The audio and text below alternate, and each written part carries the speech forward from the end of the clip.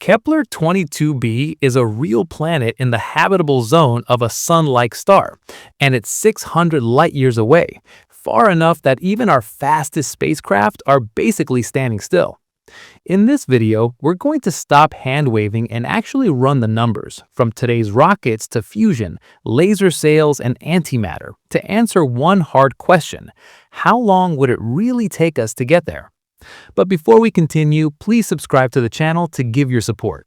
Let's continue. Kepler 22b orbits a real star, Kepler 22, which is a G-type star broadly similar to our Sun in temperature and general behavior. This system sits in the constellation Cygnus, roughly 600 to 640 light-years away from Earth. 1 light-year is the distance light travels in 1 year, moving at about 300,000 kilometers per second, so even 600 here is already a brutal number.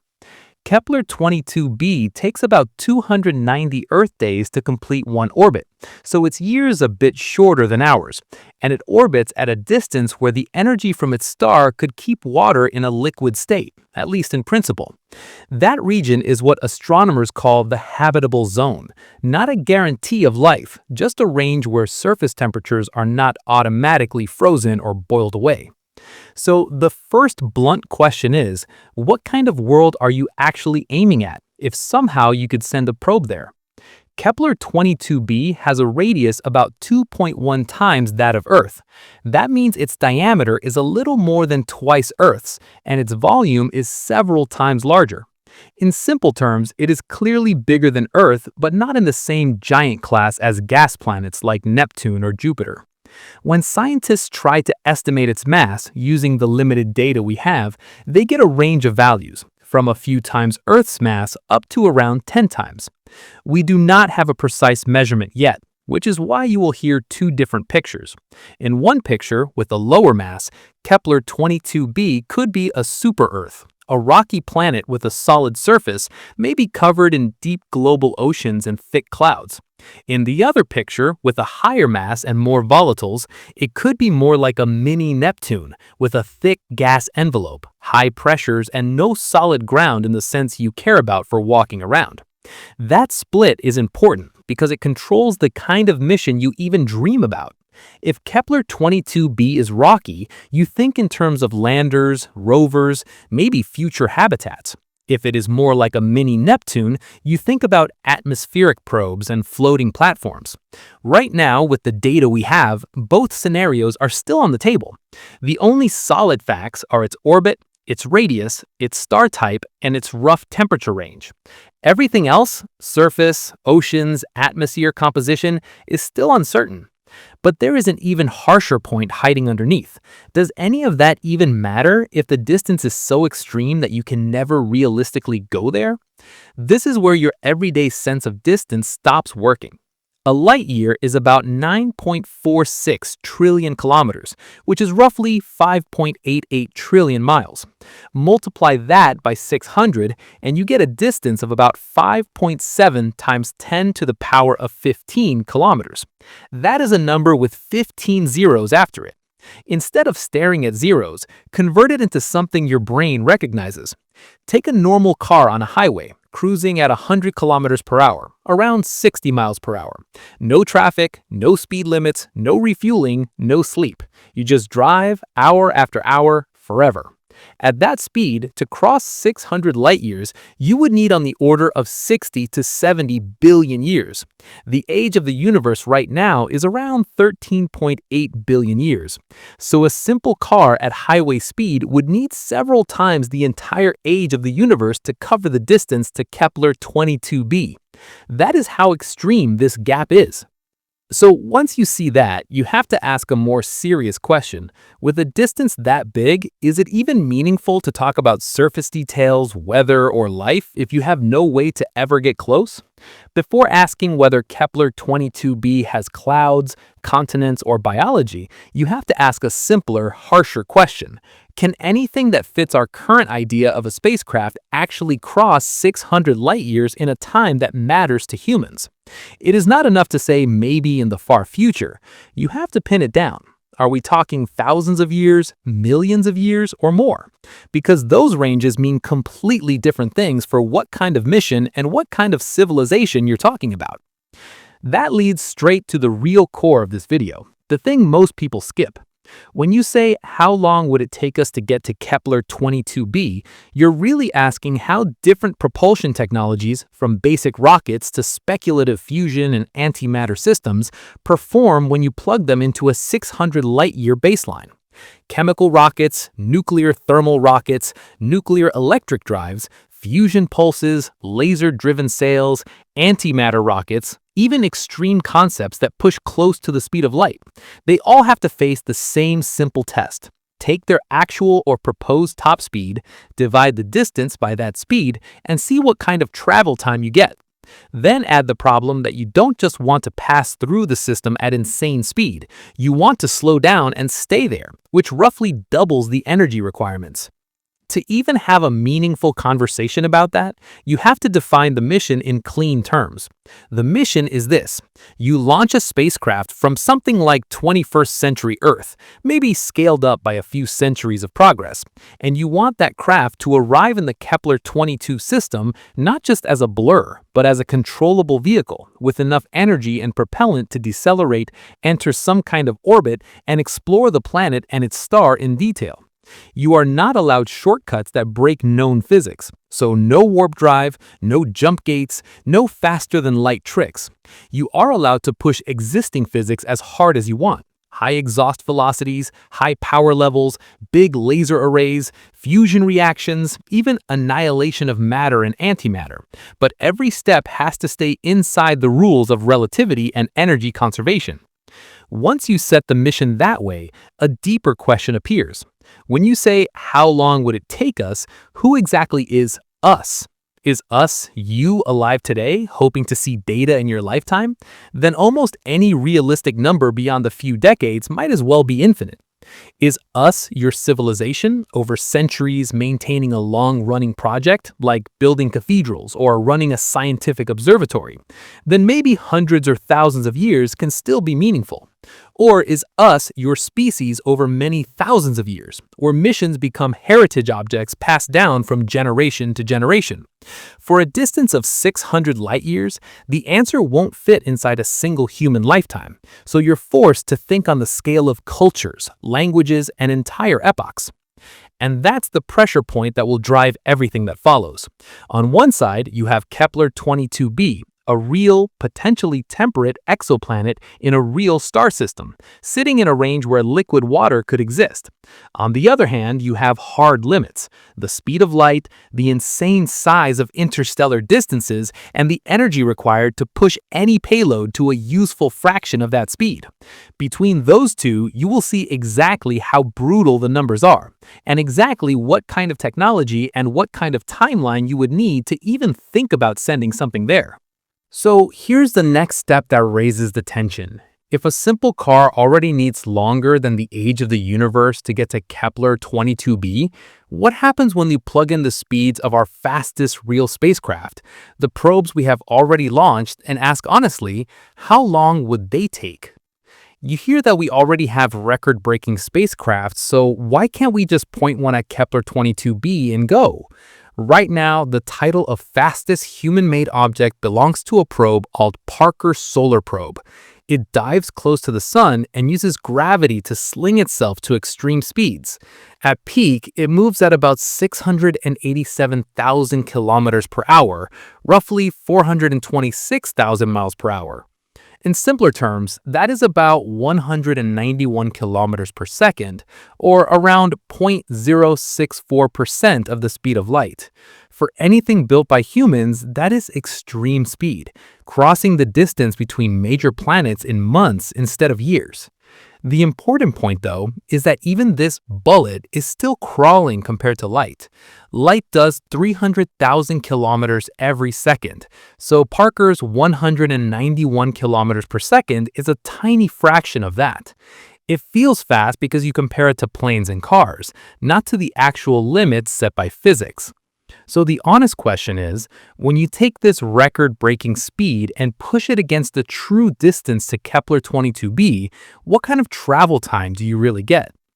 Here is where the numbers start to hurt. Take Parker's top speed, about 191 kilometers per second, and use it as your cruise speed through deep space. 1 light-year is about 9.46 trillion kilometers. At 191 kilometers per second, it takes on the order of 1,600 years to cover a single light-year. That is already far beyond any normal human planning horizon.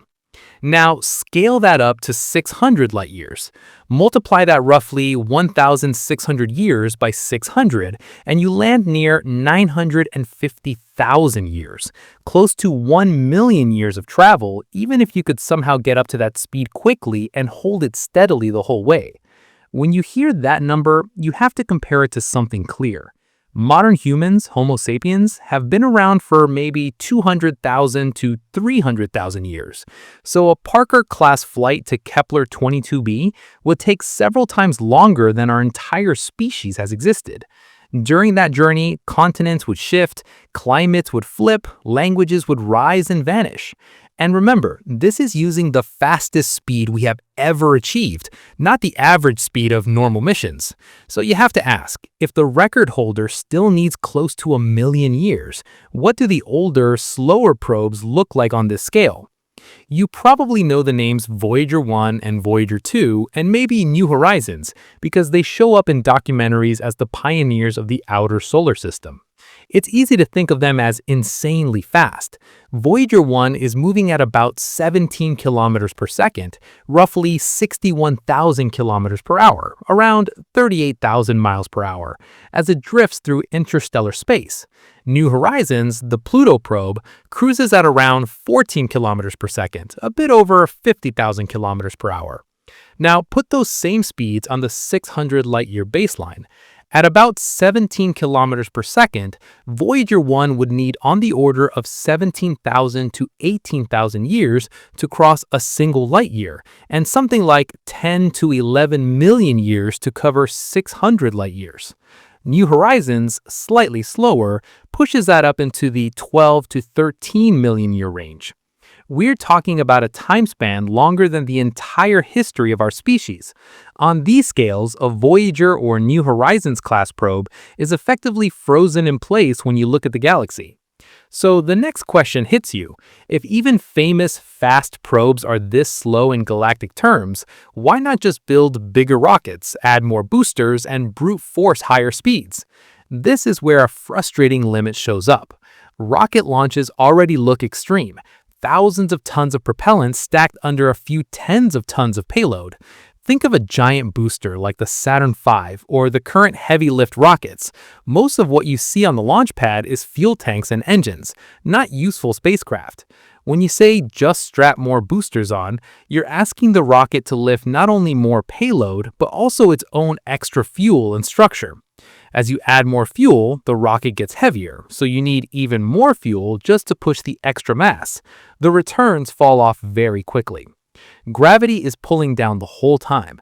The structure of the rocket can only take so much stress, and the efficiency of chemical propellants only gives you a certain push per kilogram of fuel.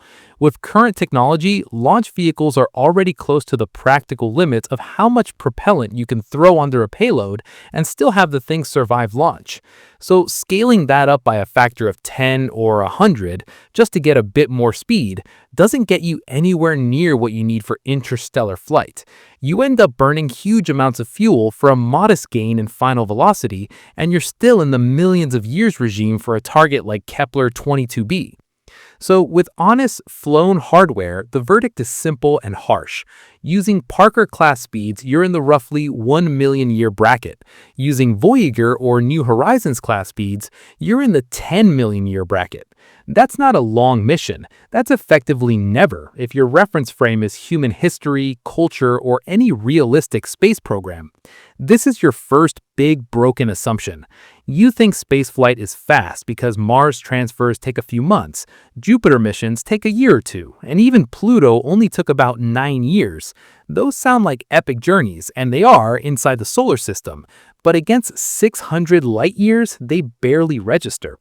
Here's the part that changes how you see every rocket launch clip you've ever watched. A mission to Mars travels maybe tens of millions of kilometers, but Kepler 22b is trillions of kilometers away, multiplied by hundreds. Our fastest probe is doing about 0.06% of light speed. To make a serious dent in the 600 light-year problem, you want at least 10% of light speed, maybe more, so you're short by a factor of around 150 or more in speed. In other words, all our current fast missions live in a tiny corner at the very bottom of the performance chart you would need to reach Kepler 22b in anything less than geological time.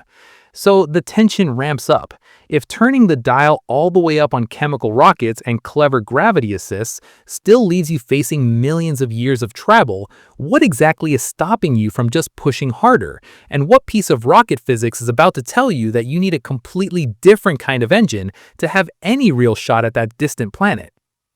How can you keep adding more fuel to a rocket and still not get much faster?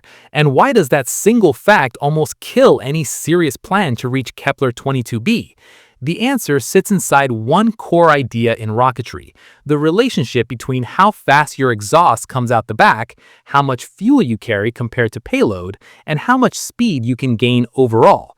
This is often called the rocket equation. You don't need the exact symbols, you just need the logic. Your change in speed depends on two things: the speed of the exhaust leaving the engine and the logarithm of the ratio between the fully fueled rocket and the empty one. That last part, the logarithm, is what hurts you. It means that every extra step up in final speed costs you more and more in fuel. The returns fall off fast. If your exhaust gases only come out at a few kilometers per second, like they do in chemical rockets, you hit a wall very early. So look at what we actually do today. Deep space missions usually operate in a regime where the total change in speed they can achieve over their whole life is on the order of 10 to maybe 20 kilometers per second, sometimes a bit more if they use gravity assists cleverly. They can leave Earth, adjust their path, and break into orbit around a target, but you are still talking about tens of kilometers per second. That is enough to reach Mars in months or Jupiter in a year or two. For Kepler 22b, even a very modest interstellar cruise speed, like 1% of the speed of light, means about 3,000 kilometers per second, around 1.9 million miles per hour. That is already roughly 100 to a few hundred times more speed than the total budget of a typical deep space mission. Now plug that into the logic of the rocket equation. You want your total change in speed to be hundreds of times larger, but your exhaust speed, the speed at which burned propellant shoots out the back, is still only a few kilometers per second. Because the relationship is logarithmic, not linear, you cannot just say, I want 100 times more speed, so I carry 100 times more fuel. The required mass ratio, fully fueled mass divided by empty mass, explodes. It grows into numbers where almost all of your rocket is just fuel, and the useful hardware, the actual spacecraft and payload, is a tiny fraction of a percent of the total. Take a fairly good chemical engine that throws exhaust out at around 4.5 kilometers per second. If you set a target of 3,000 kilometers per second for your cruise speed, that is more than 600 times higher than your exhaust speed. Because of the logarithm in the relationship, that translates into a required fuel to dry mass ratio that is beyond ridiculous. The resulting number is not something like 10 times or 1,000 times, it is a 1 followed by hundreds of zeros. In practical terms, it means that to push 1 kilogram of useful payload to that speed, you would need more propellant mass than fits in any sane engineering project, more mass than is available in whole planets if you tried to build it out as a single stacked rocket. This is why you do not solve interstellar travel by simply making a bigger version of a normal launch vehicle. Scaling up a chemical rocket from, say, 3,000 tons at liftoff to 30,000 or 300,000 tons does not move the needle enough. The exhaust is still leaving at only a few kilometers per second, and the math still punishes you. Almost everything you add is just more tank and more propellant that mostly serves to lift itself, not your payload, off the launch pad. Even if you imagine building your rocket in orbit so you're not fighting Earth's gravity at liftoff, the basic relationship does not go away. You still need to accelerate all that fuel and then throw it away for a tiny gain in final speed. You might think, fine, but real rockets already use tricks, so why not just push those harder? Staging is one of those tricks. You strap multiple stages together, each with its own engines and tanks. You burn the first stage, then drop it so you aren't dragging empty metal up with you. That buys you a lot for Earth launches and solar system missions. Refueling is another trick, either in Earth orbit, at depots in deep space, or by harvesting resources from asteroids, moons, or Mars. That also helps a lot for exploration within our own system. Both of these methods can multiply your effective fuel usage by factors of a few, maybe a factor of 10 in really optimized architectures. But now compare those modest gains with what you actually need for Kepler 22b. To get even to 1% of light speed using chemical exhaust speeds, your demanded mass ratio is not 10, not 100, not even a million. It is so extreme that adding more stages or more refueling points barely scratches it. Staging and refueling are great tools for shaving down launch mass and making Mars, Jupiter, or the Kuiper Belt reachable. They are not magic wands that conjure up the factors of 1,000,000 or 100,000,000 in effective mass ratio you would need to go hundreds of light years. It's like trying to fund a gigantic nationwide build-out with the loose coins in your pockets. The order of magnitude is simply wrong. This leads you to a very firm boundary. If you insist on using chemical propulsion, with exhaust speeds in the low single-digit kilometers per second, your practical maximum speeds stay where current missions live, tens of kilometers per second, maybe a bit more. That locks you into travel times to Kepler 22b in the millions of years. You can make the rocket taller, you can add more stages, you can refuel at every planet on the way out, and the basic story barely changes. You're still stuck with a cruise speed that is a tiny fraction of what you need to bring that 600 light-year distance down into even multi-thousand-year timescales. So by the end of this part, you have your first hard rule for Kepler 22b. Bigger chemical rockets do not save you. Not now, not in 100 years, not ever, unless the laws of physics change. To push the travel time down from millions of years to thousands or hundreds, you can't just push harder with the same engine. You have to change the type of engine altogether.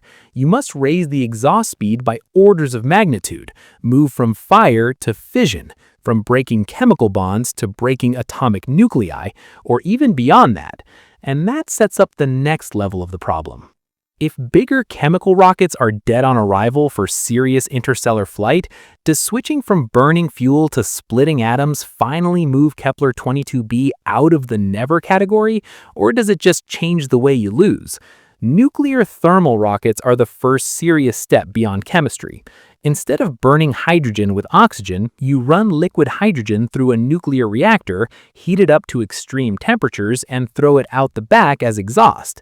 Because the reactor is far hotter than a chemical flame, the exhaust leaves much faster. In rocket language, that shows up as a higher specific impulse, which you can think of as how many seconds a kilogram of propellant can push 1 kilogram of rocket with 1 unit of thrust. The best chemical engines sit around 450 seconds. Nuclear thermal concepts push that up to roughly 900 seconds. In plain terms, you almost double the exhaust speed. This is not just a paper fantasy.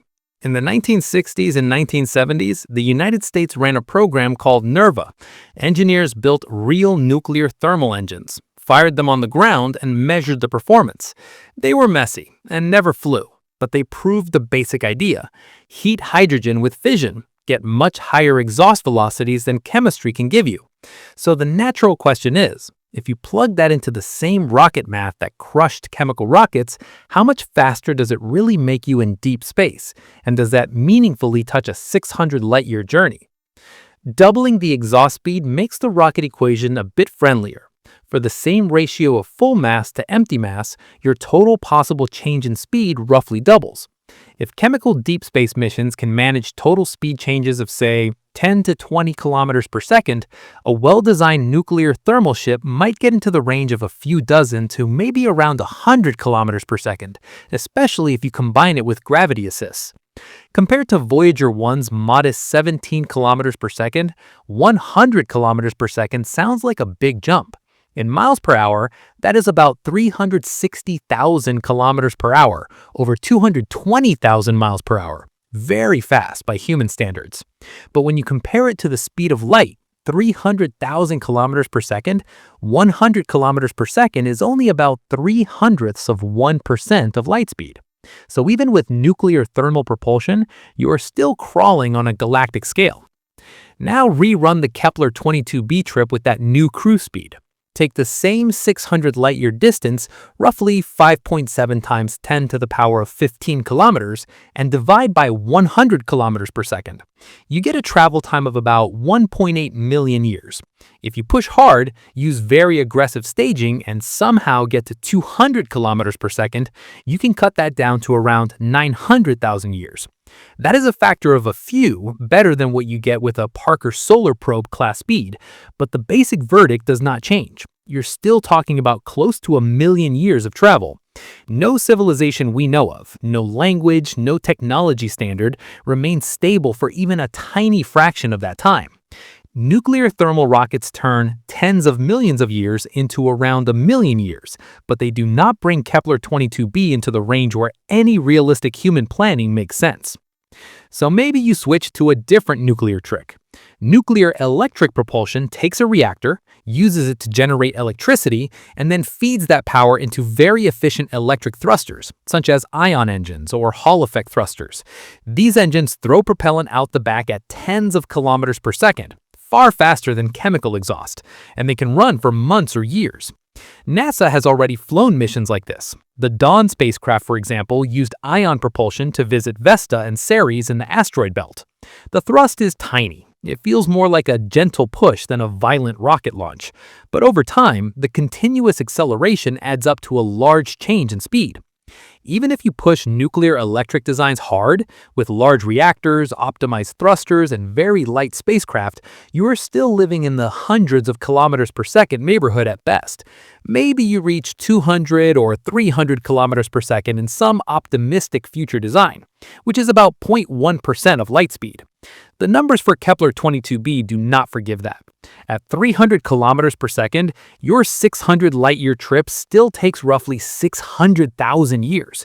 You have improved the situation compared to chemical rockets and even compared to nuclear thermal alone, but you are nowhere near the speed you need to drag that travel time down into thousands of years instead of hundreds of thousands or millions. This is the second big assumption that breaks. It is very easy to think, okay, if chemistry is too weak, nukes will fix it. Nuclear thermal and nuclear electric propulsion absolutely change the game inside the solar system.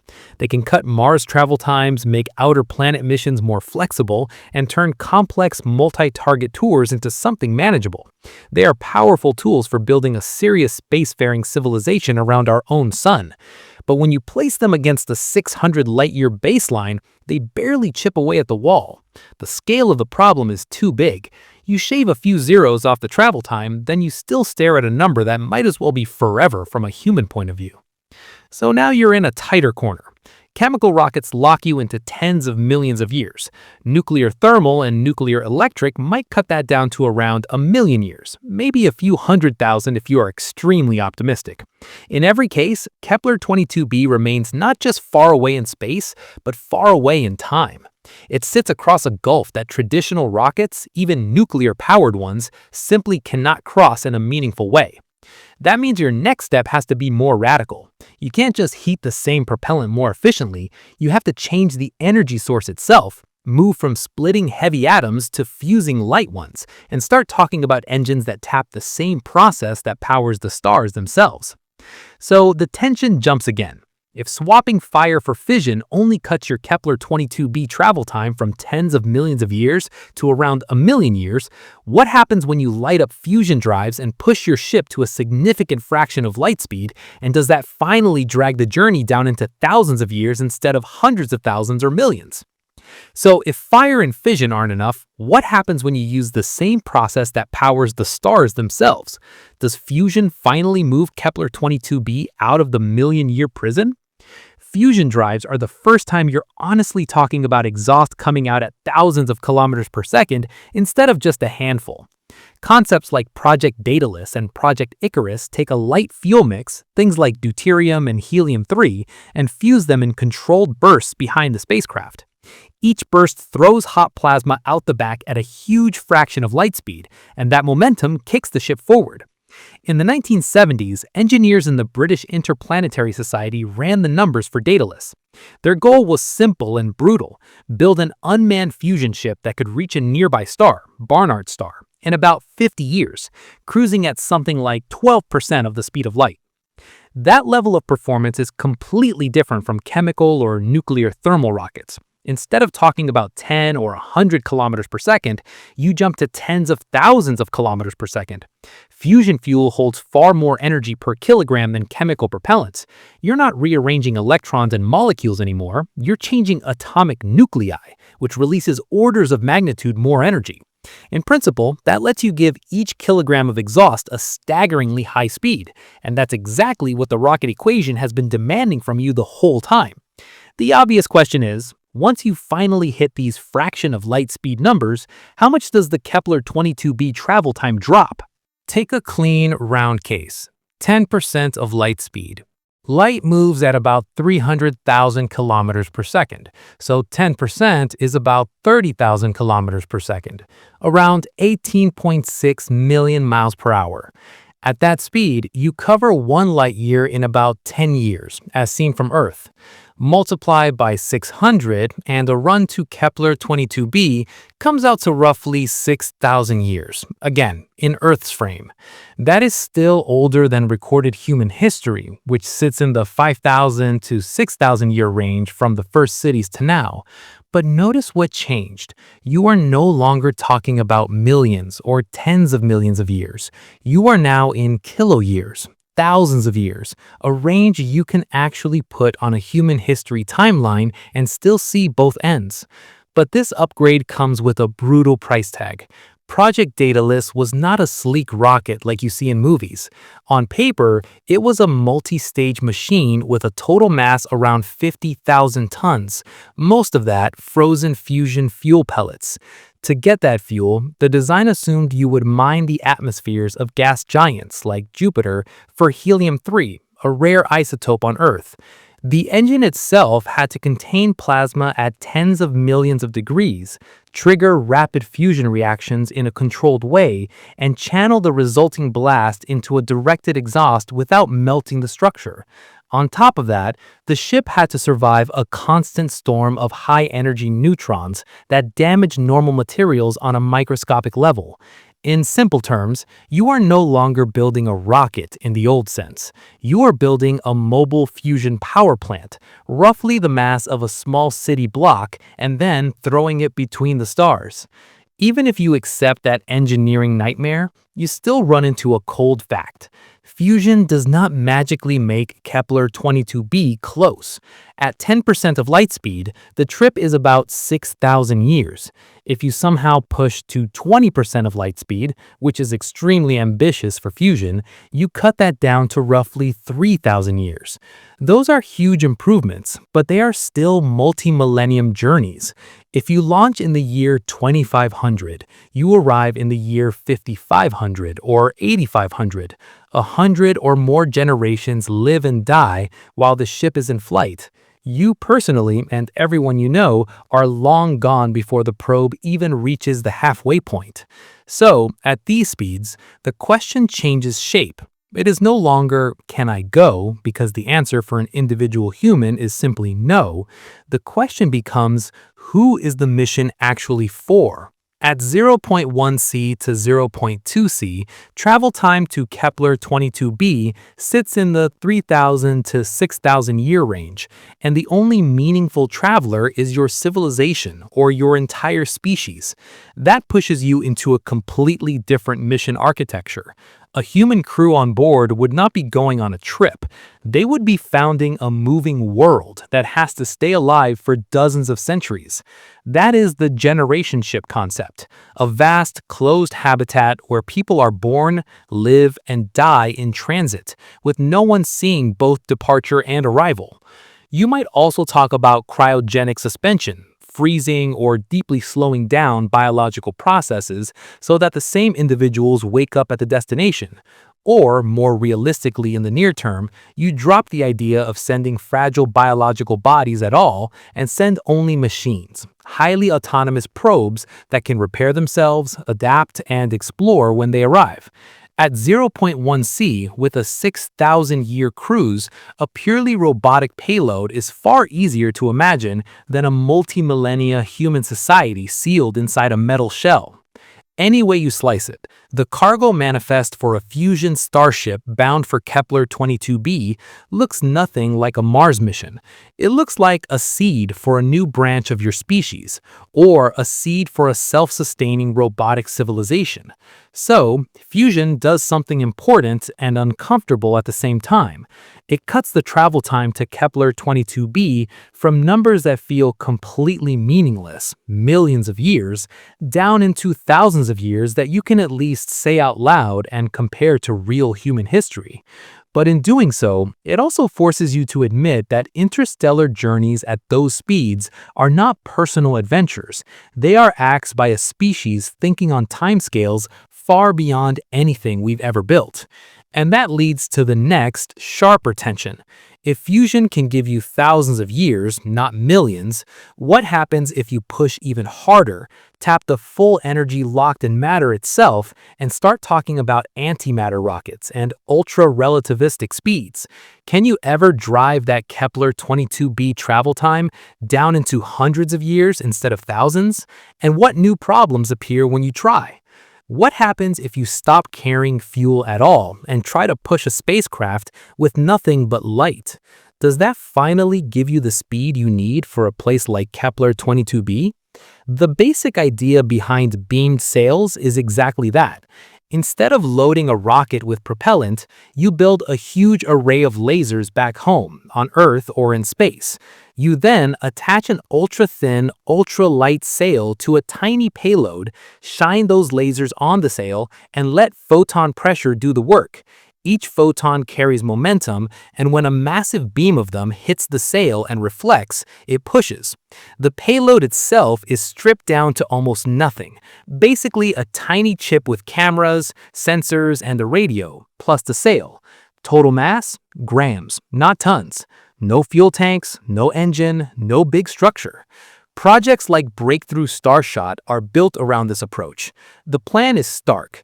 Build a ground-based or space-based laser array with a power output in the tens to hundreds of gigawatts.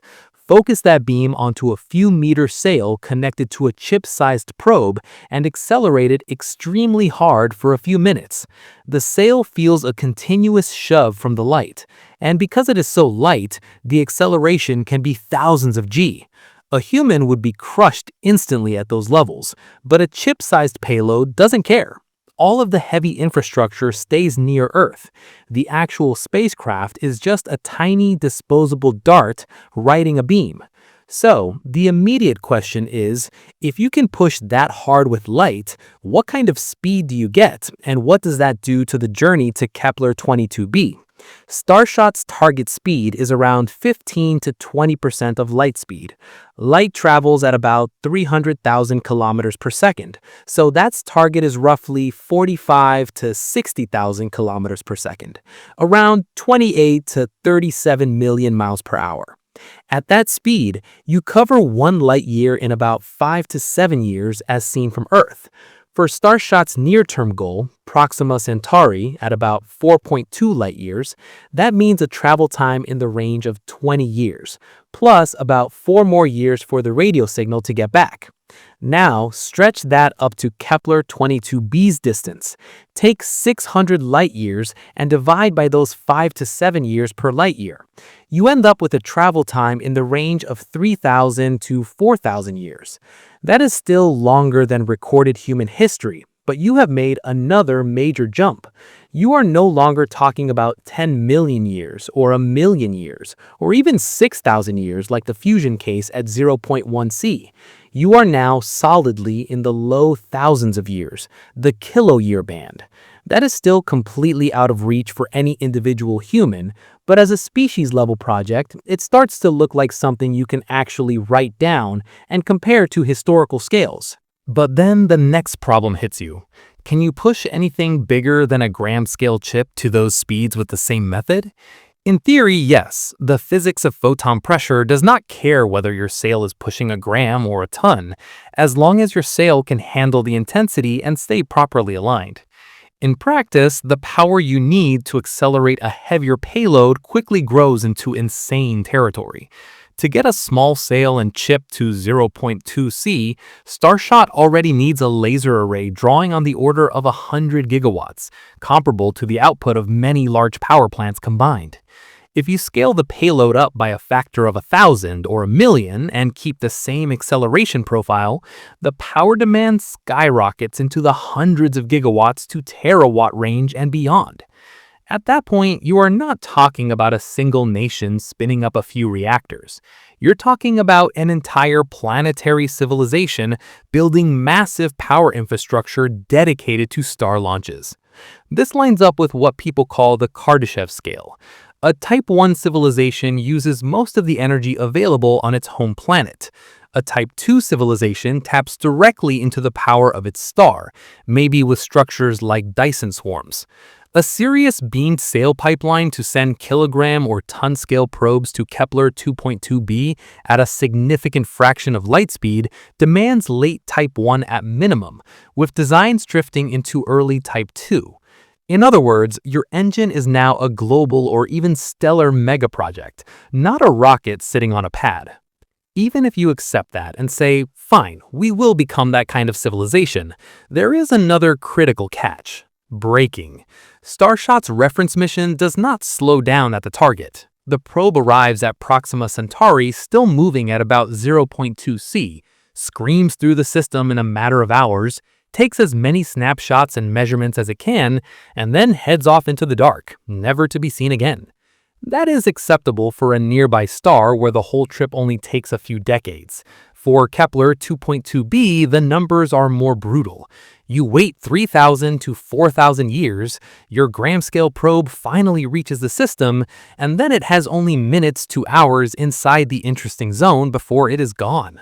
Slowing down at those speeds is hard because you have to get rid of the same amount of kinetic energy you spent so much effort putting into the probe. One idea is to use a magnetic sail, a gigantic loop of superconducting wire that interacts with the star's wind, using the charged particles streaming from the star to bleed off speed.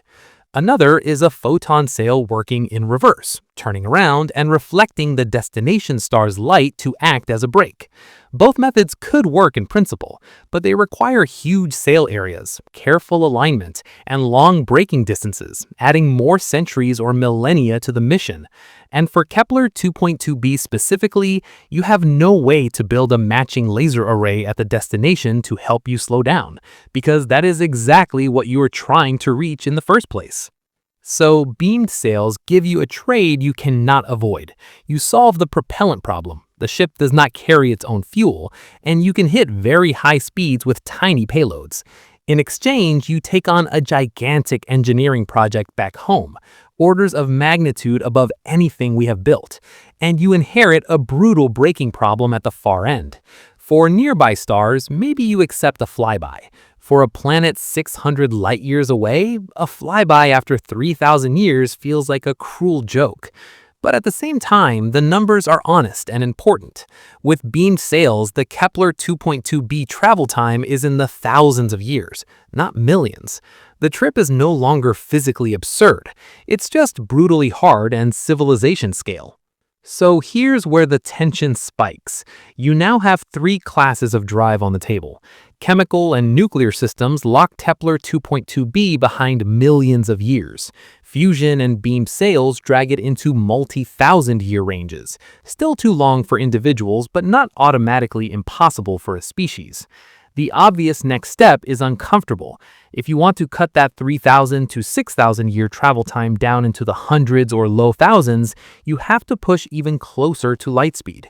And that means tapping the full energy in matter itself with antimatter and ultra-relativistic rockets. If beam sails and fusion drives still leave you stuck in the thousands of years range, the next question is blunt. Is there any way within known physics to push a ship so close to light speed that Kepler 22b becomes a mere 1,000-year shot instead of 3 or 6,000? That's where antimatter and ultra-relativistic rockets come in. Here, you stop playing with chemical bonds and even normal nuclear reactions, and you start using the full power hidden in mass itself. When a particle of matter meets its antimatter partner, they annihilate and turn almost all of their combined mass into pure energy. That's what the famous E=mc² really means. Mass is just frozen energy, and antimatter annihilation lets you unlock nearly 100% of it. If you could take even a fraction of that energy and channel it into a directed exhaust, you get an engine with performance beyond anything else we've talked about. Chemical rockets, nuclear thermal rockets, fusion drives, all of them convert a tiny fraction of mass into useful energy. Antimatter converts almost all of it. In principle, that lets you push a rocket up to a very large fraction of light speed, something like 0.3 C, 0.5 C, or even higher, if you can handle the engineering. That's 30 to 50% of 300,000 kilometers per second, so 90,000 to 150,000 kilometers per second, or about 56 to 93 million miles per hour. At that point, you are not just going fast. You are operating in a regime where relativity, waste heat, and even tiny bits of space dust become serious threats. So what does that do to your Kepler 22b timeline in simple numbers? At 0.3 C, you're covering 0.3 light years per Earth year. To cross 600 light years, you divide 600 by 0.3 and land at about 2,000 years as measured in Earth's frame. Push to 0.5 C and you're moving at half a light year per year, so the same 600 light years take about 1,200 years. You're still nowhere near human lifetime territory, but look at the scale shift. 2,000 years is roughly the time since the Roman Empire. 1,200 years is less than the time between the early Middle Ages and today. You've moved Kepler 2.2b from a longer than mammals have been around trip down into a shorter than the full span of written history.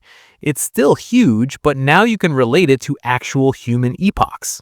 Of course, you do not get that for free.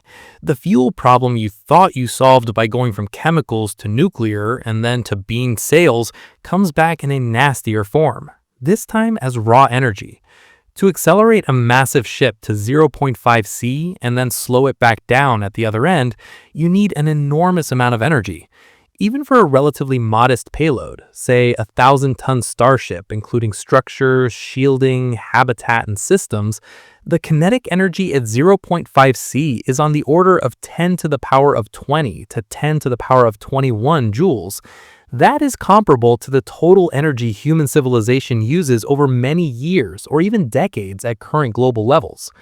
When you hear 10 to the power of 21 joules, it sounds abstract, so put it into a simpler comparison. Global human power use today is a few times 10 to the power of 13 watts, joules per second. Multiply that by the number of seconds in a year and you get about 10 to the power of 20 joules per year.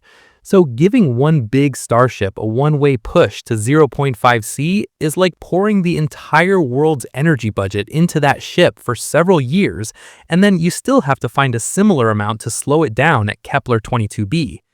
Antimatter is just the compact way to store that energy. But to get enough antimatter to do this even once, you need an industrial base that makes our current particle physics experiments look like toys. And it is not just a question of making the antimatter. Storing it is another engineering nightmare. Even micrograms of antimatter, tiny specks, contain enough energy to be as destructive as a large conventional bomb if they touch normal matter. For a serious starship, you're talking about milligrams to grams, and for more ambitious payloads, maybe kilograms. All of that has to be confined perfectly, usually in electromagnetic traps, inside a spacecraft that is being shaken, heated, and bombarded by radiation for decades or centuries. Any failure in the containment system is not a minor leak, it's a catastrophic explosion, a Starship-scale detonation. Even if you somehow solve production and storage, you still have to deal with what happens when you run the engine. Antimatter annihilation produces extremely energetic photons and particle showers. Turning that chaos into a directed exhaust stream means building structures that can survive constant exposure to intense radiation and heat. Waste heat becomes one of your main enemies. At these power levels, your radiators, the parts of the ship that glow in infrared to dump excess heat, have to be enormous. The faster you try to run the engine, the more power it dumps into your ship's structure, and the bigger and heavier your radiators need to be to keep everything from melting. But making the radiators bigger makes the ship heavier, which means you need more energy to push it to the same speed. You get caught in another loop of diminishing returns. On top of that, any small imbalance in how the antimatter is fed into the reaction zone, any asymmetry in how the exhaust is directed, could produce wild swings in thrust. In the worst case, you could have the engine internally misfire and channel a huge blast of energy into the ship instead of away from it. That would look less like a rocket malfunction and more like setting off a nuclear device inside your own drive system. When people say Starship-sized nuke for an antimatter containment failure, they are not exaggerating the scale. And yet, after all of this, the physics answer is still, in principle, yes. There is nothing in relativity or basic energy conservation that forbids an antimatter or ultra-relativistic rocket from reaching 0.3 C or 0.5 C. The limits are not in the equations, they are in what your engineering and civilization can handle. You need industry capable of producing and managing energy on the scale of many years of global output, materials that can endure extreme radiation and heat loads, guidance and control systems that remain stable for centuries, and shielding strong enough to deal with interstellar dust hits at a large fraction of light speed. So antimatter rockets sit right on the edge between what the laws of physics allow and what our current technology can barely even outline on paper. If you can reach 0.3 C or 0.5 C, you drag the Kepler 22b trip down to about 2,000 or 1,200 years in Earth's frame, which is a profound change from the thousands of years you get with fusion or beamed sails at lower speeds. But you only get to that regime if your civilization has basically leveled up to handle energy and risk on a scale we currently only see in high-energy physics labs and computer simulations. And that sets up the next twist in the story. Once you start pushing close to light speed, something strange happens to time itself. Your clocks on the ship and clocks back on Earth stop agreeing. So even if Earth sees a 1,200-year trip to Kepler 22b, how long does it feel on board the ship? And what does it really mean, in human terms, when the universe starts bending your sense of time? Once you start pushing close to light speed, you hit a new kind of problem. Even time refuses to behave the same way for you and for everyone back on Earth. Special relativity says that when something moves very fast, its own clock slows down compared to a clock that stays still. This is not a visual illusion, it's a real effect that has been measured with airplanes, satellites, and fast-moving particles. Physicists use a factor they call gamma to measure how strong this effect is. Gamma is 1 when you're basically at rest, and it grows as your speed gets closer to the speed of light. At 90% of light speed, 0.9 C, gamma is about 2.3. That number means your time on the ship flows less than half as fast as time back home. So put that straight into the Kepler 22b problem. Say somehow you manage a cruise speed of 0.9 C, 90% of light speed. In Earth's frame, the math is simple. Cover 600 light years at 0.9 light years per year, and you get about 667 years. That's almost 7 centuries, longer than the time from the late Middle Ages to today. But the crew on board doesn't feel that full 667 years. Their clock is slowed by this gamma factor of about 2.3. So you divide Earth's travel time by 2.3, and you get around 290 years of ship time. If the mission profile includes long periods of acceleration and deceleration where the ship is not yet at 0.9c, the total onboard time can be a bit less than that, maybe in the low to mid 200-year range, depending on the exact trajectory. That's still more than a single human lifetime, so nobody who steps on the ship at launch will see Kepler 22b with their own eyes. But it pushes you into a regime where a 3-century generational mission starts to look barely imaginable. Instead of talking about 1,000 generations en route, you're talking about maybe 10 or fewer generations living and dying on the ship. People could grow up knowing that their grandchildren or great-grandchildren might actually see the destination.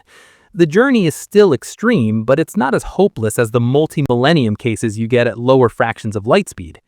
Relativity hits distance as well as time. From the crew's point of view, something else is happening on top of the clock slowdown.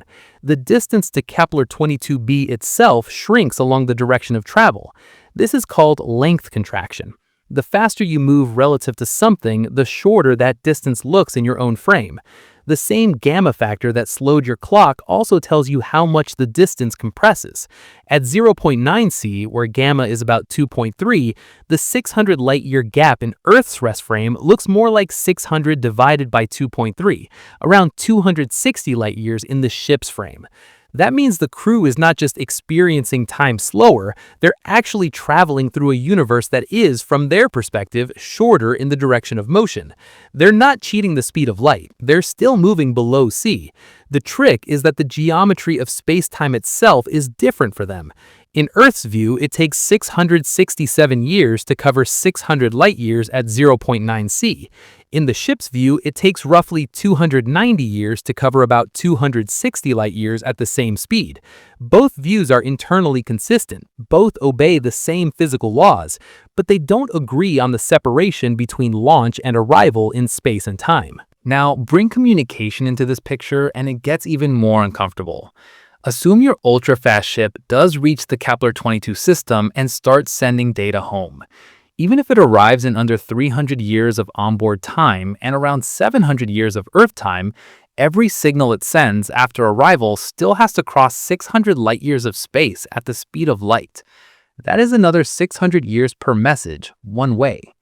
So if Earth sees the ship arrive in the year 2700, the earliest detailed report from the surface of Kepler 22b might reach us in the year 3300 or beyond.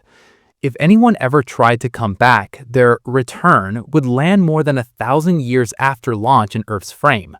By then, languages, technologies, even the biology of humans back home could be radically different. This turns your mission into something more like a one-way cultural time capsule than a round trip. The people who leave will never see the world that receives their data, and the people who receive that data will live in a civilization that the launch crew would barely recognize. There's no real conversation between the two. There is only a sequence of delayed, one-direction broadcasts, each arriving in a future that has had centuries to drift away. So, relativity changes the shape of the problem, but it does not magically rescue you into easy territory.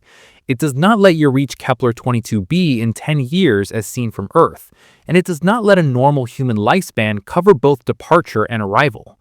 What it does is open a narrow window where the ship's own clock can measure a few hundred years for a journey that looks like many hundreds of years or more to outside observers. It gives you a way to make the trip feel shorter for the travelers, at the cost of stretching the gap between them and the world they left behind. That leads to a deeper shift in what "we" even means in the sentence, "how long would it take us to get there?" With classical speeds, "us" clearly cannot mean individual people. At 0.9c, "us" also cannot mean a stable, continuous civilization on Earth that launches, monitors, and welcomes the mission back. Instead, "us" has to mean something broader, a chain of generations on the ship and a chain of generations on Earth, slowly diverging as centuries pass and time dilation changes how each side measures the journey. Kepler 22b becomes reachable in a few centuries of ship time only if you accept that "we" now includes people who have never met, who live hundreds of years apart, and who grow up under completely different skies. So after relativity enters the picture, your timeline to Kepler 22b splits in two. a ship time that could be on the order of a few hundred years, and an Earth time that could be double that or more. And that pushes you toward the next hard question. If the trip is going to last centuries either way, who actually lives on that ship? And what kind of moving society could possibly stay alive, stable, and functional long enough to cross that much space? If the trip to Kepler 22b is going to take thousands of years at 0.1 to 0.2 times the speed of light, then you are no longer designing a ship that goes somewhere. You're designing a place where people live and die and raise children for centuries. At that point, the vehicle itself becomes a city, maybe tens of thousands of people with homes, agriculture, industry, schools, hospitals, power plants, and all the invisible systems that keep them alive. You are not packing a few astronauts into a cramped capsule.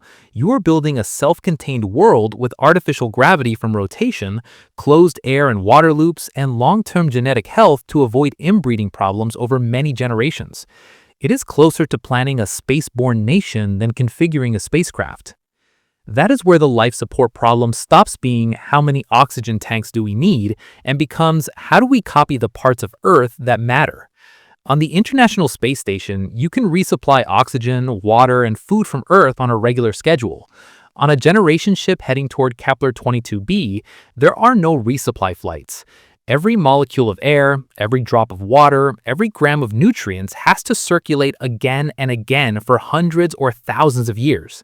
You need closed ecosystems where plants, microbes, and physical systems recycle carbon dioxide into oxygen, waste into nutrients, and dead matter back into life.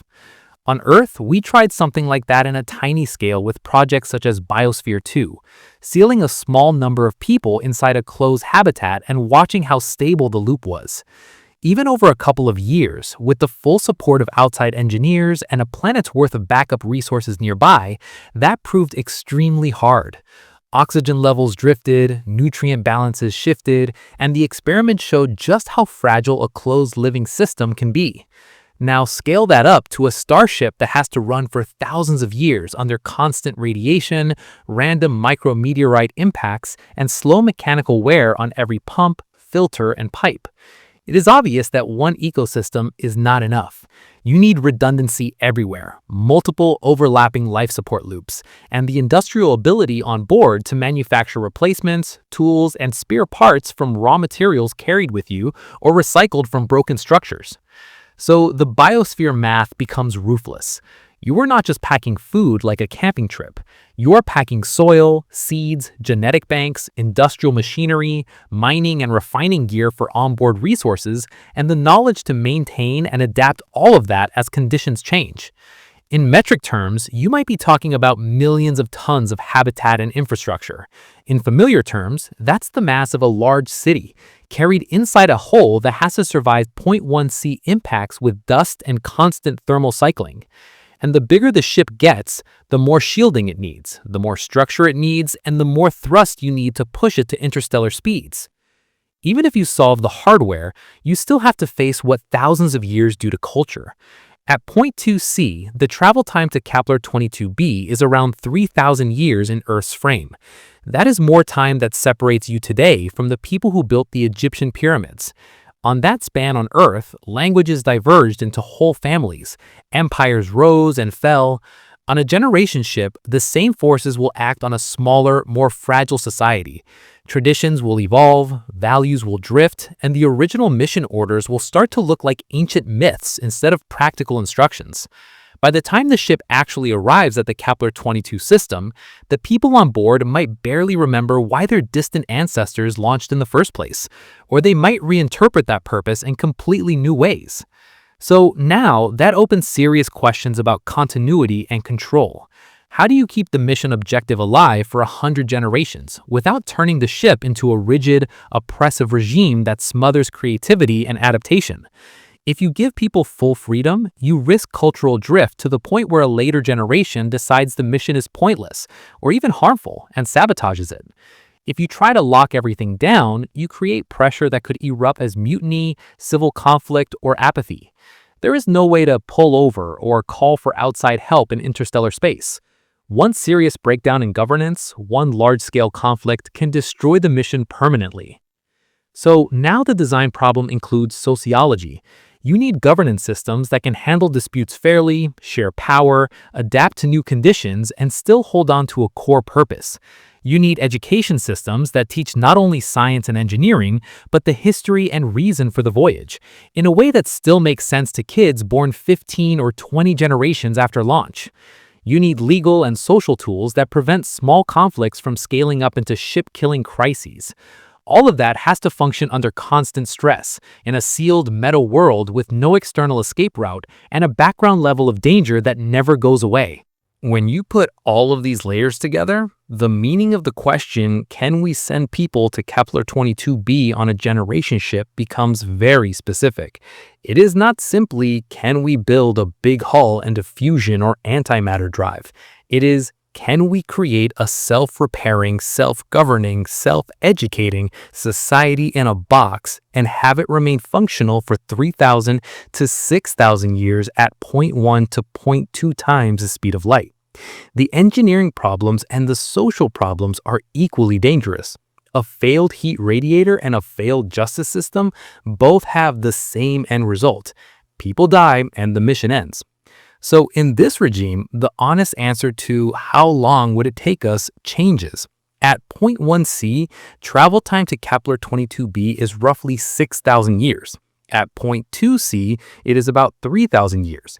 Those are numbers you can say out loud and compare to human history, but they are not numbers that fit any individual life. They are numbers that belong to a species project. Us here does not mean you, your kids, or even your grandkids. It means your distant descendants, people related to you by DNA and history, but separated by so many centuries that they might feel more like a different branch of humanity. If you choose the generation ship route, you're basically deciding that entire civilizations will live and die in transit so that someone far in the future can stand under an alien sky.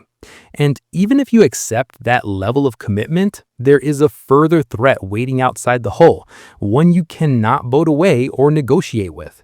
A ship that big, moving that fast, is flying through a thin fog of gas and dust stretched over hundreds of light years. At 0.1 C or 0.2 C, even a tiny grain of sand hits like a bullet or worse. So the next question is brutal. How do you keep a 1,000-year-long, city-sized vessel alive when interstellar space itself has turned into a firing range aimed right at your nose? Once you decide to cross hundreds of light years at a big fraction of light speed, you're not flying through empty space anymore. You're driving straight into a constant stream of bullets. The space between stars is not clean. It has gas atoms, ions, and tiny dust grains. At low speeds, those grains are just a background hazard. At 0.1 times the speed of light and above, each one becomes a serious impact.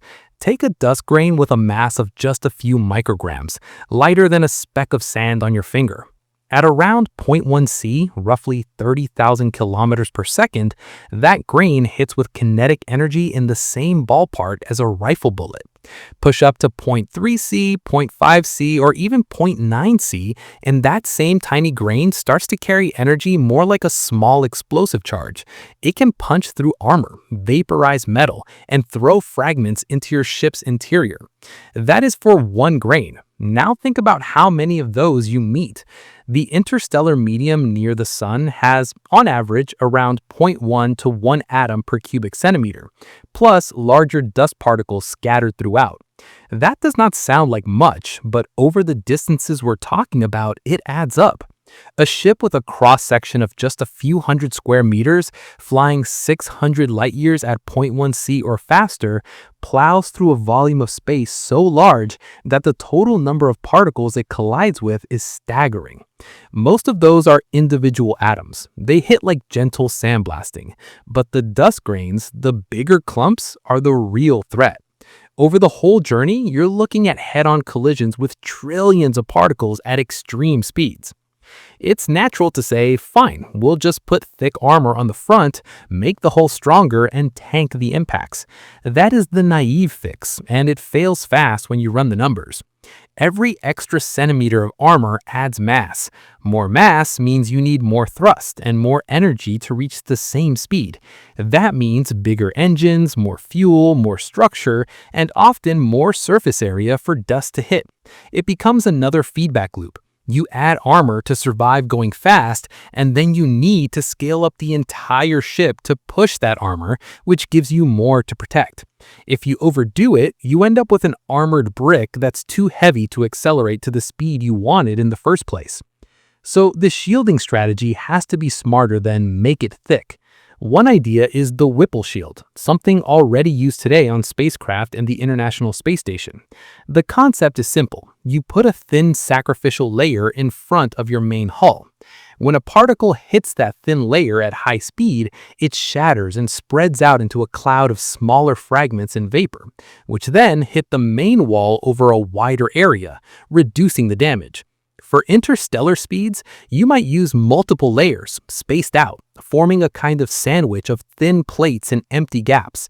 That way, a dust grain that would normally slice through a single armor plate instead gets broken up and slowed down before it reaches anything important. But even at 0.1 C and above, that might not be enough. People propose more advanced shields like plasma shields, where you maintain a cloud of ionized gas in front of the ship using electromagnetic fields. Incoming particles slam into that plasma, heat it further, and lose some of their energy before they get near the physical structure. Another approach is a magnetic shield, where you generate a strong magnetic field that can deflect charged particles away from the ship's body. Neutral dust grains are harder, but if you can ionize them ahead of time with lasers or a forward-facing beam, then the magnetic field can grab them and bend them off course. Every one of these methods has an energy cost. Maintaining a constant plasma cloud in front of your ship means dumping power into it all the time. Running strong magnetic fields around the huge hull means heavy coils, superconductors, and more cooling systems. The faster you go, the more intense the particle stream and the more energy you need to keep your shield active and effective. It's another bill that comes due the moment you push the throttle towards relativistic speeds. Even if you get the shielding design right, you still have to face the slow grind of ablation. Every impact, even tiny ones, removes a bit of material from the front surfaces. Over years, decades, and centuries at high speed, those losses build up.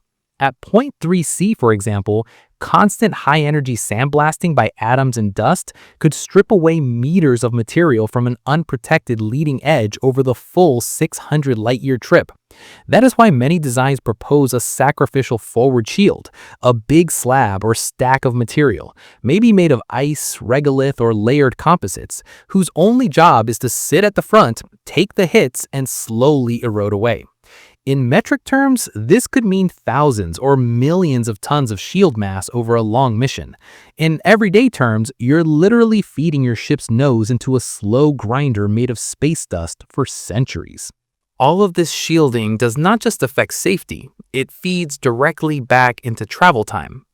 The more mass you dedicate to armor, sacrificial shields, coils, and support structure, the more energy and thrust you need to get up to your target speed. That might mean you cannot reach 0.3 C with a given engine design, only 0.2 C. Or it might mean your acceleration period is much longer, so you spend more of your trip speeding up and slowing down and less time at peak cruise. Either way, your total mission duration grows. Every time you try to cut the travel time by saying, "let's go faster," the universe answers with, "fine, but pay more for shielding, pay more for power, and pay more in wasted kinetic energy you will have to dump at the far end." So the interstellar medium becomes another hard constraint. You cannot treat space as a perfect vacuum once you start talking about 0.1 C, 0.3 C, or anything beyond. You have to design around the fact that the front of your ship is living in a constant high-speed hailstorm. That means more mass, more complexity, and more energy. And all of those push your Kepler 22b timeline in the wrong direction when you are chasing lower travel times.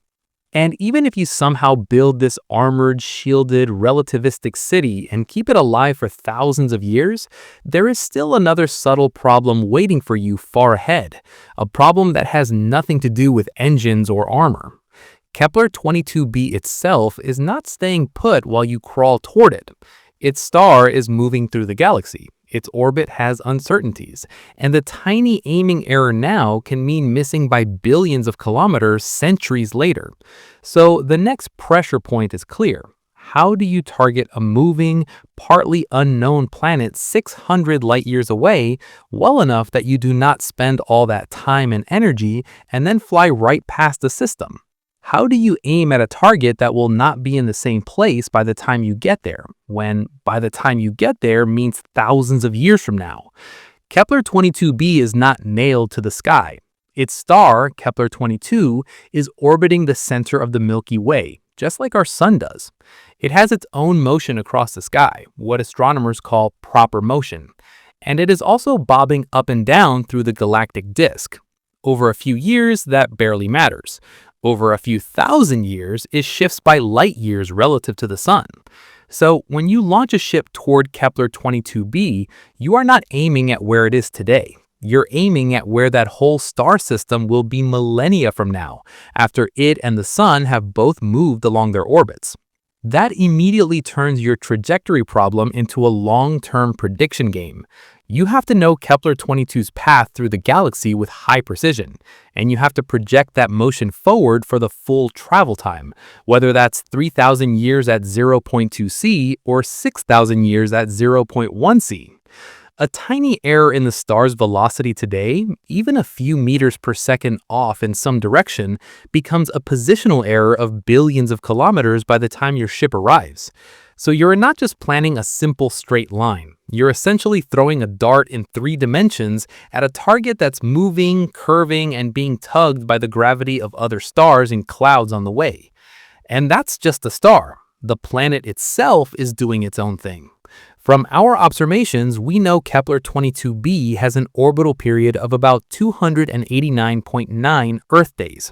It orbits at around 0.81 astronomical units from its star, so a bit closer in than Earth is to the Sun. And its orbital shape is probably close to circular, but we only have an upper limit on how stretched it is. We don't know its exact mass. We don't know if it has moons. We don't know if it has rings, and we only have broad guesses about its atmosphere. That means when you project its orbit forward by thousands of years, you carry a big cloud of uncertainty with you. A tiny change in assumed orbital period or orbital tilt now becomes a huge positional error later.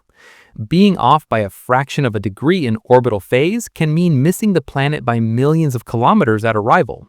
So to tighten that aim, you need more and more precise data, not just one set of measurements at discovery. You need decades, then centuries of follow-up. That means long baseline astronomy, carefully tracking Kepler 22's position on the sky as Earth orbits the Sun, watching tiny shifts and using multiple generations of telescopes to refine the star's motion. Every new instrument, every new space observatory sharpens your estimate of where that star will be in 1,000 years and how its planet moves around it. But there's a catch. The people who start that measurement campaign will be dead long before the data is good enough for a serious interstellar shot. Successive generations have to keep caring, keep funding the observations, keep updating the navigation models long before the original mission planners are gone. You might think, fine, we will just correct course mid-flight if our initial aim is off. But at 0.1c, 0.2c, or more, just correct is doing a lot of work. Changing direction when you are moving at tens of thousands of kilometers per second is expensive in delta V, the total change in speed your propulsion system has to deliver. A small angle change early in the trip, maybe a tiny fraction of a degree, can translate into huge lateral displacements later, measured in astronomical units or even light years. That is good in one way. Small nudges early can do a lot, but those nudges still require thrust, fuel, or power, and your propulsion system has already been pushed to the limit just to reach cruise speed. So you are stuck between two hard requirements. Either your launch aim is insanely precise, based on centuries of careful measurements and modeling, or your ship's drive system remains powerful and flexible enough to do course corrections on the fly while you are already moving at a large fraction of light speed. Realistically, you probably need both. You launch with the best aim your civilization can calculate, then build in some margin, keeping a reserve of fuel, an adjustable sail, or external beamed power to make adjustments as new data from Earth updates your target. That implies a navigation link that runs not for years, but for centuries, with the ship's onboard AI or crew constantly reconciling old and new instructions. Even if you do all of that, a final obstacle waits at the far end. By the time you arrive, you're trying to enter and explore a planetary system you have only ever seen in the roughest detail. Kepler 22b is discovered through transits, tiny dips in the star's brightness when the planet passes in front of it. That gives you a radius, an orbital period, and some constraints on the orbit, but it does not hand you a detailed three-dimensional map of the system. You do not know where every asteroid, comet, moon, or ring system is. You do not know the fine structure of the star's wind, magnetic field, or radiation environment. So when your ship finally starts to slow down near the Kepler 22 system, it faces another layer of risky navigation. If you want to insert into orbit around the planet, or even around the star, you need to know where the safe lanes are, where you might run into dense debris, and how close you can get without frying your electronics or your habitat. That either means you send fast Pathfinder probes ahead of the main ship to scout the system, or you accept that the main ship itself will have to spend extra time and energy maneuvering carefully, probing the local environment before committing to orbits and descent paths. All of that adds hidden time to the mission. If your headline number says 3,000 years to Kepler 22b at point 2c, that's just the idealized cruise under perfect assumptions. Once you include decades or centuries of pre-launch observation and aim refinements, plus potential extra years or decades near the target system doing safe approach and mapping, your real how long stretches out. It's not just cruise time, it's cruise plus navigation overhead, plus braking, plus local exploration setup. And that combined package is what your descendants actually have to live through. So targeting is not a side detail, it's a central part of the problem. You cannot spend thousands of years building a civilization-level drive system, crossing hundreds of light years with a fragile moving city, and then shrug at the last step and hope your initial aim was good enough. If your timeline to get to Kepler 22b includes a ship that can actually enter the system and explore, navigation uncertainty and trajectory corrections become extra hidden centuries you have to budget for. And even if you solve the aiming, track the star for centuries, and thread the ship neatly into the Kepler 22 system, there's one last brutal symmetry you cannot ignore. If you arrive screaming in at a big fraction of light speed and don't slow down, you don't really arrive at all. You just blaze through the system in hours and then you're gone. So the next question is unavoidable. How long does it take not just to reach Kepler 22b, but to actually stop there? And why is deceleration just as hard a problem as getting up to speed in the first place? You can spend thousands of years and unthinkable amounts of energy getting a ship up to 0.1 or 0.2 times the speed of light, but you blast into the Kepler 22 system at that speed and never slow down, you basically miss the target. At 0.1 to 0.2c, you cross the habitable zone around the sun-like star in hours to maybe a couple of days. That means your cameras, your sensors, even your crew only get a brief high-speed pass. You can grab snapshots, spectra, some rough mapping, and then you're gone, heading back out into interstellar space with no way to turn around. There is no time for careful orbital surveys, no time for multiple flybys of the planet, no time for landers or sample returns. You have flown for millennia and then turned the entire mission into one quick drive-by photo. The reason slowing down is so hard is simple and unforgiving. The energy you use to speed up has to go somewhere when you stop. The kinetic energy of a moving object, the energy of its motion, grows with the mass and with the square of the velocity. In everyday words, if you double your speed, your kinetic energy doesn't just double, it goes up by a factor of 4. At point 2c, your ship carries a colossal amount of kinetic energy. To stop at Kepler 22b, you have to get rid of almost all of that.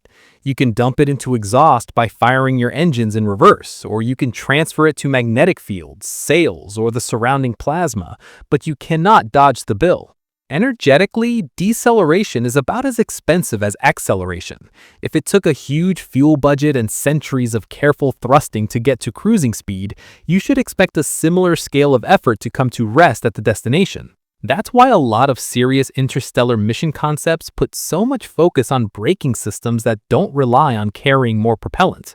One big idea is the magnetic sail, or magsail. You run a very large loop of superconducting cable around your ship, kilometers across in diameter, and push an electric current through it to create a magnetic field bubble. As your ship moves through the stellar wind coming off the target star, charged particles hit that magnetic bubble and are deflected. In the process, they steal a little bit of your momentum. Over long timescales, that drag slows you down. Another approach is to use a photon sail in reverse. You deploy a huge reflective surface, turn it so that the destination star's light hits you almost head-on, and let radiation pressure push against your motion, acting as a brake. But the numbers here are rough. For a ship arriving at point 2c, you are still talking about years to decades of braking time, even with very large sails.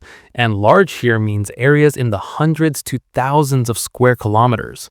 That is like flying a continent-sized mirror or magnetic loop in front of your ship, and keeping it stable while you plow through a varying stellar wind and radiation field. The structure has to be light enough to deploy and steer, strong enough to hold its shape under stress, and durable enough to survive micrometeoroid hits and radiation for the entire braking phase. There is another simpler way to solve the deceleration problem, and that is to admit that you are not going to solve it at all. Breakthrough Starshot does exactly that. Its concept says, we will use enormous lasers to accelerate tiny probes to around point 2c, send them to a nearby star like Proxima Centauri, let them flash through the system in a few hours, and then rely on those few hours to grab as much data as possible. The payload is small, the mission is one way, and there is no braking burn. You could, in theory, do the same with Kepler 22b.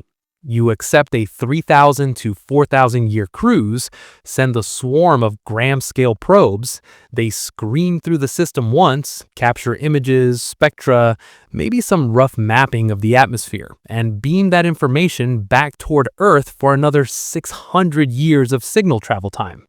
That kind of mission is not about colonization or long-term exploration. It is about getting any direct data at all from a planet that far away. A single burst of images and measurements sent from halfway across the galaxy might still be worth the entire effort.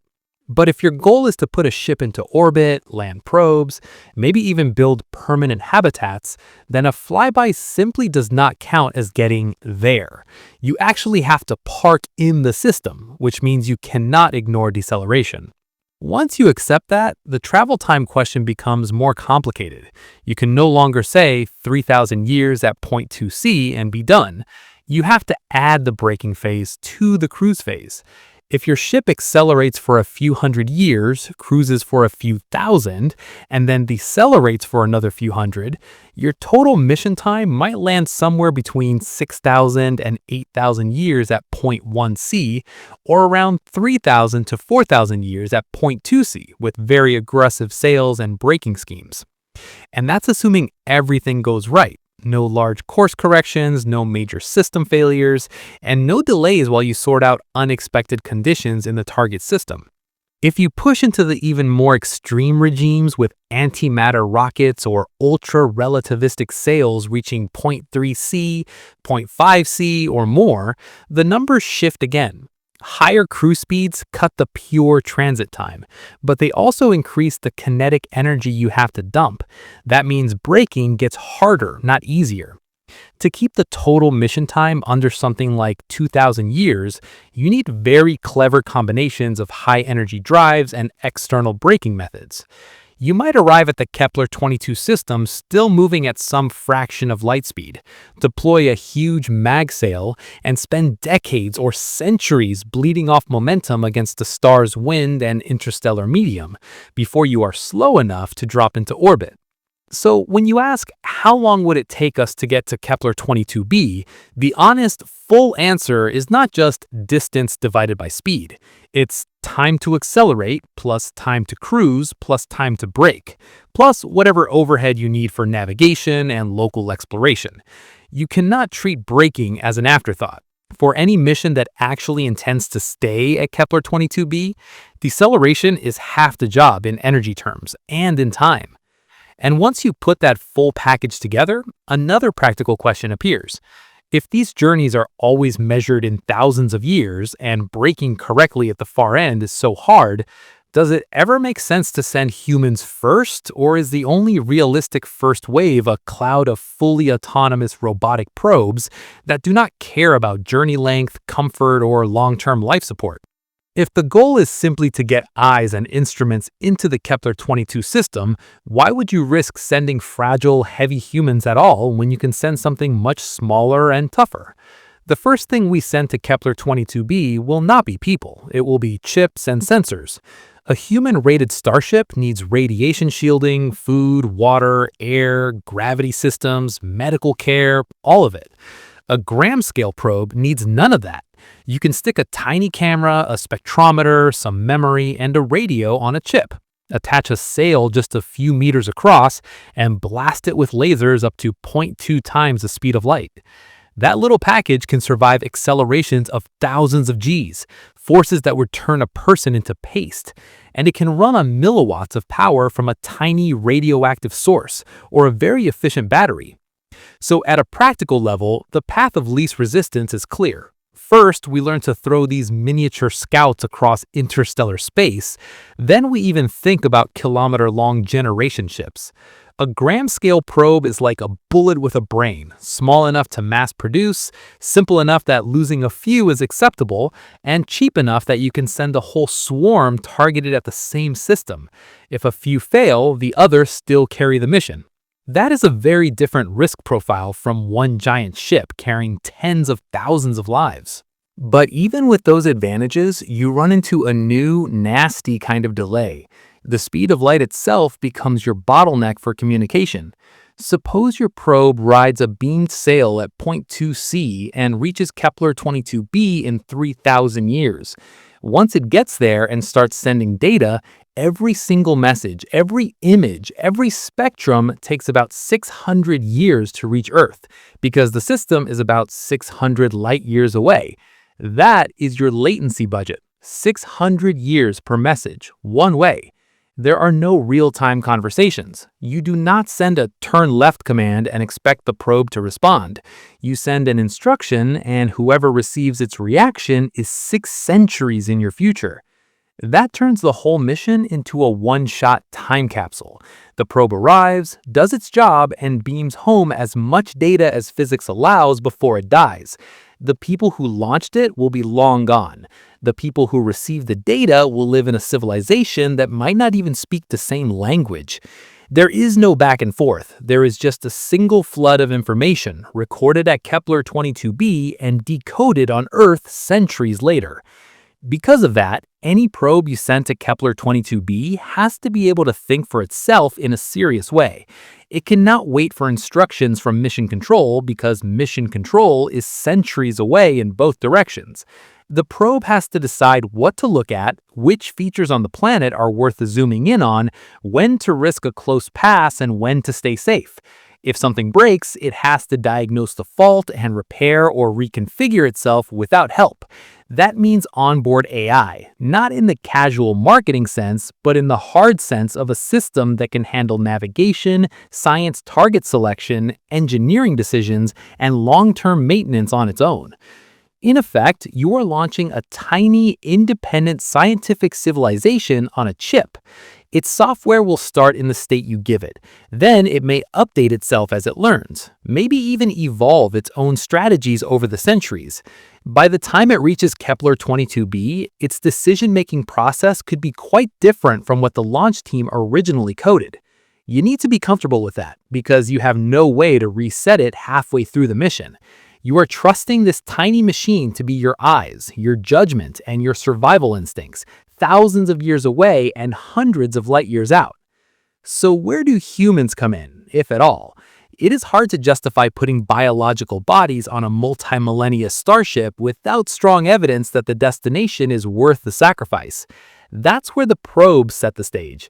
If the first robotic missions send back signs of oceans, complex chemistry, maybe even biosignatures in Kepler 22b's atmosphere, like oxygen mixed with methane in a way that screams life, then the argument for a human mission changes.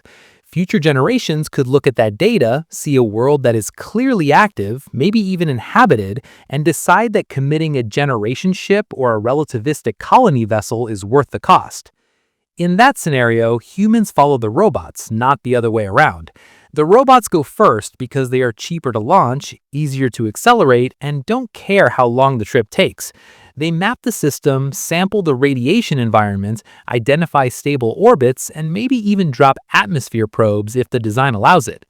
Only when that picture is clear does anyone seriously propose building a massive fusion or antimatter drive and sealing a whole society into a ship aimed at Kepler 22b. When you put it all together, the pragmatic answer to how long would it take us has a built-in order. First wave, probes, traveling for thousands of years at speeds like 0.1 to 0.2 c, sending their data back 600 years after arrival.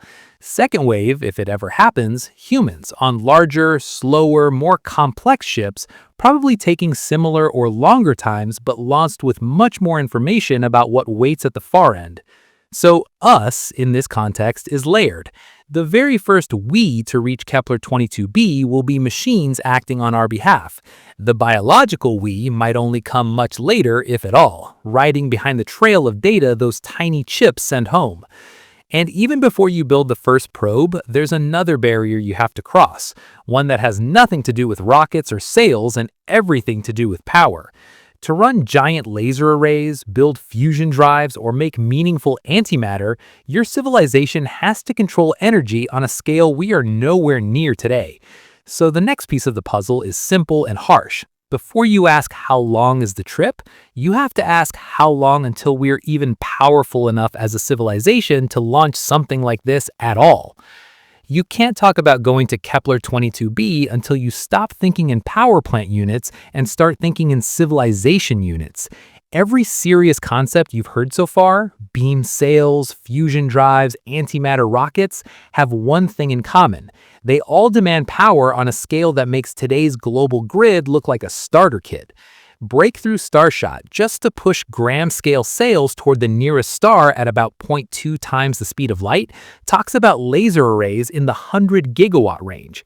That's 100 billion watts, roughly the output of 100 large nuclear reactors, all phased together and firing at once just to shove a few grams of hardware to a nearby star. Now scale that to what you actually want for Kepler 22b. A gram-scale probe is useful for a first look, but if you ever want serious instruments, landers, or anything that weighs kilograms or tons instead of grams, the power bill climbs up. To push a kilogram-scale probe with the same acceleration profile, you multiply the mass by 1,000 and your required power climbs into the tens or hundreds of terawatts. 1 terawatt is 1,000,000,000,000 watts. Current human civilization runs on something like 15 to 20 terawatts of continuous power spread across all uses everywhere. So a beaming system capable of shooting ton-scale probes to 0.2 c would need power comparable to or greater than the entire energy use of our species today, focused into one purpose for the duration of the launch. That's where the Kardashev scale comes in. It's a simple way to label how big a civilization is in energy terms. Type 1 is a civilization that can use essentially all of the energy available on its home planet, not just what it gets from fossil fuels or a few reactors, but the full incoming solar flux, wind, tides, geothermal, everything, on the order of 10 to the 16 watts.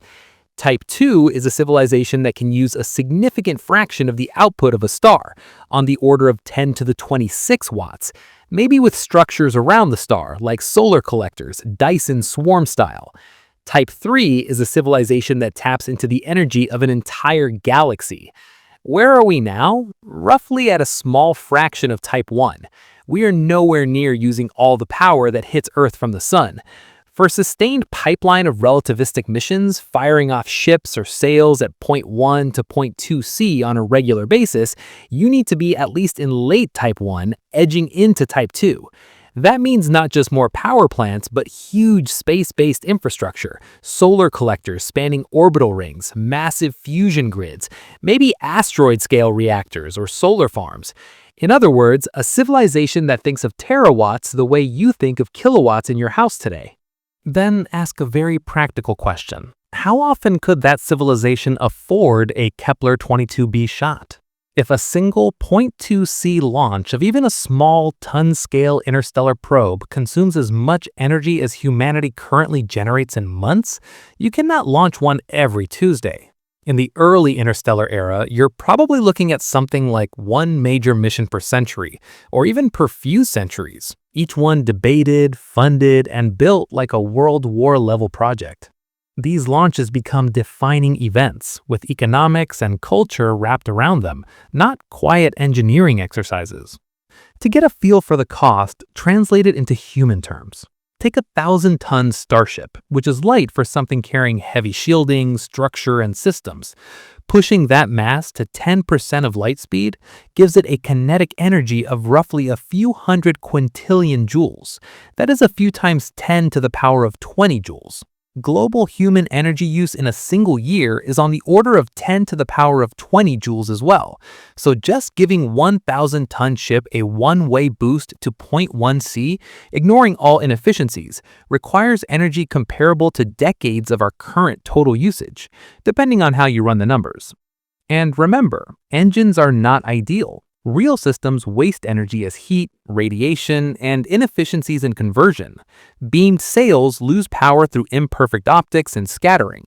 Fusion engines lose power in stray neutrons and unburned fuel. Antimatter drives lose power in directions that do not line up perfectly with thrust. So the practical energy required is more than the neat physics minimum. Think of several decades of global energy use as the lower bound, not the upper bound, for one serious human-capable interstellar ship to 0.1C. If you want faster, heavier, safer ships, you pay more. That leads to a simple but brutal conclusion. Your interstellar fleet is literally built out of the power output of your species. Every big ship, every large sail, every deep space power laser is an energy project at the same scale as transforming a planet's entire energy system.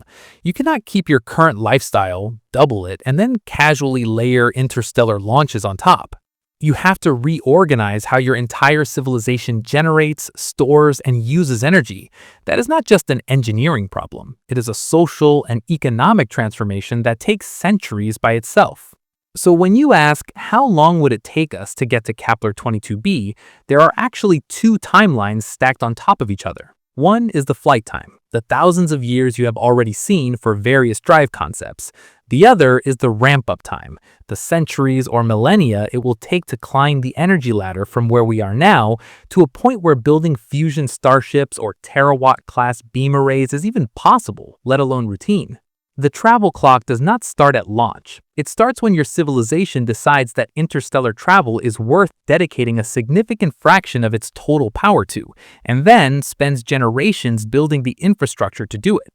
That means the real prerequisite for going to Kepler 22b is not just better rockets. It is becoming a high-energy civilization, one that handles terawatts and petawatts the way we handle gigawatts today. Only after you cross that threshold do the travel times you've been calculating become relevant, because only then can you afford the engines and sails that achieve those speeds in the first place. And once you see both timelines side by side, the last question becomes the sharpest one.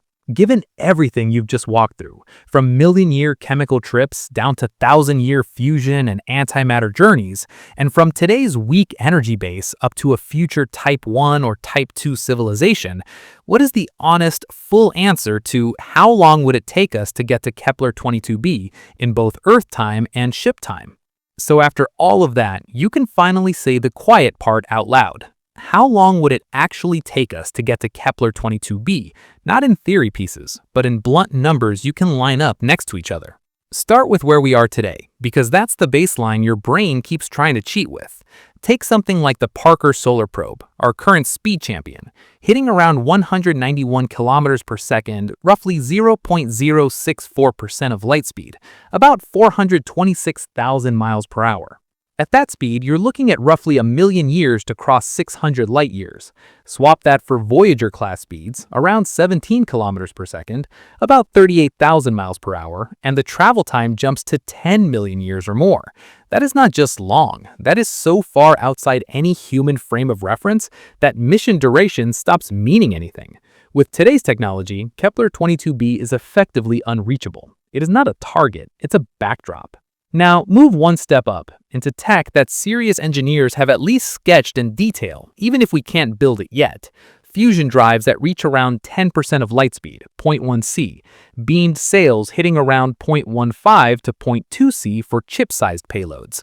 Those are still wild by current standards, but they don't break physics. At 0.1 C, you cross 600 light-years in about 6,000 years as seen from Earth. At 0.2 C, that drops to around 3,000 years. Those are still multi-millennial journeys, measured in thousands of orbits of Earth around the Sun. But suddenly, they sit on the same timeline as human civilization itself. If you launch at one end of recorded history, you arrive at the other end of recorded history.